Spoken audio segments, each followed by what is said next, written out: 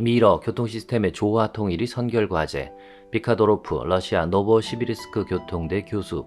세계적 경제 프로젝트에서 베링해협 링크가 차지하는 위치는 지대하다. 러시아의 오랜 경제 고립 시기가 지났기 때문에 이제는 세계 경제에 편입하는 방법에 대해서 생각해 볼 필요가 있다. 2000년 초에 캐나다 밴쿠버에서 알래스카와 캐나다 간 철도 건설 관련 학술 대회가 열렸다. 알래스카에서 철도 건설 제안은 1867년, 즉 제정 러시아로부터 이 지역이 구매되었을 때부터 발생하기 시작했다. 1912년부터 1914년 동안 알래스카에서 철도건설위원회가 관련 조사를 실시했다. 이후에는 미국 연방 예산에서 알래스카 철도 건설 목적으로 3,500만 달러가 책정됐다. 1923년에 철도가 완공되었으며 총 건설비는 6천만 달러가 소요됐다. 알래스카의 철도는 국가에서 운영했고 정부 보조금을 받았다. 알래스카 철도 건설로 지역 경제 살아나. 세계 2차 대전 동안 미국의 소련에 대한 군사 원조로 인해 알래스카 철도 운송량이 상당히 늘어났다. 1950년 초에 1억 달러를 들여 철도가 재건축되었으며 이 철도를 통해 무기나 식품을 한국 전쟁으로 보내기도 했다. 1984년 알래스카 철도 운영권이 지역 정부로 넘어갔다. 이후 유전 개발로 인해 배관 건설, 도로 등 알래스카의 인프라는 급격하게 발전했다. 그 결과 알래스카의 인구는 1950년에 10만 명에서 1990년에 50만 명을 넘어섰고 2010년에 100만 명에 육박할 것으로 예상된다. 러시아의 시베리아의 개방은 17세기에 시작됐다. 18세기 러시아는 알래스카와 북쪽 캘리포니아의 일부를 소유했다. 미국에 팔기 전에는 이곳에 대한 교통 인프라 개발 구상이 활발했다. 20세기 초에는 시베리아 횡단철도가 완공되었다. 1940년에서 50년대에 러시아는 북극철도 건설을 계획했으며 1970년대에 바이칼 아무르 철도의 구축이 시작돼 현재까지 계속 추진 중에 있다.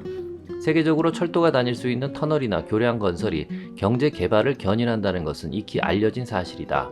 수송 비용뿐만 아니라 수송 거리도 줄일 수 있으며 경유하는 지역이나 접근 지역도 함께 개발되기 때문이다.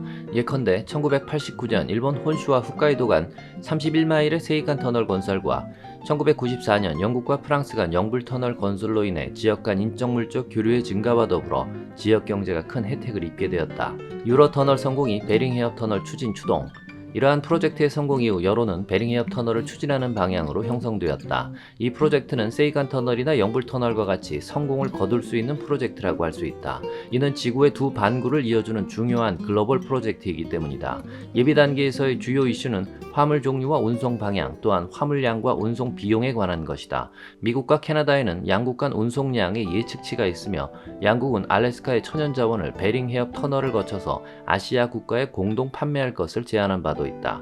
물론 러시아가 협력하면 시베리아 천연자원도 포함될 것이다. 베링해협 해저터널 프로젝트의 건설과 운영 계획에 관해서는 베링해협의 면에 있는 러시아 지역과 관련된 정보가 많다. 베링해협 터널을 이용하는 교통수단으로 철도가 가장 이상적이다. 최근의 철도 수송의 감소 상황에서 20년 이상 소요되는 철도 수송 확대에 대한 계획을 세우기란 쉽지 않다. 만일 철도 수송이 1988년에서 1989년 수준으로 회복되면 시베리아 횡단철도 TSR을 이용한 운송 화물은 곧 수송력 한계에 부닥치게 될 것이다. 미래의 시베리아 횡단철도는 승객 수송 등을 위해 고속화할 계획도 있기 때문에 화물 수송은 주로 북시베리아 철도를 이용하게 될 것이다. 이 두 철도는 틀림없이 베링해협 철도와 연결될 것이다. 이 철도들의 교통 지출 비용을 평가하기 위해 새로운 방법을 만들어야 할 것 같다. 러시아에는 전통적으로 두 가지 교통 지출 평가 방법이 있다. 하나는 기존 도로에 적용하는 것이며 또 하나는 계획과 재건설 도로에 적용한다. 이제 고속도로를 포함해 모든 교통 인프라에 적용할 수 있는 보편적인 수송 비용 평가 방법을 개발할 필요가 있다. 현재 그 임무를 노보시비르스크 교통대가 맡고 있다. 일부의 화물 수송은 베링해협 철도, 북시베리아 철도, 바이칼 아무르 철도로 분산될 것이기 때문에 철도 접근 지역과 가까운 지역의 영향 평가를 실시할 필요가 있다. 미국에서 차량 교통비용 평가에 적용하는 기체 역학법과 유체 역학법 등 아날로그 모델링 방법을 이용할 수도 있을 것이다. 화물의 종류나 차량 종류 또는 수송 방향에 따른 철도의 교통지출 비용에 대한 평가 방법이 별도로 필요하며 철도 관리 기관 간 차량 분배 방법에 대해서도 생각해 봐야 한다.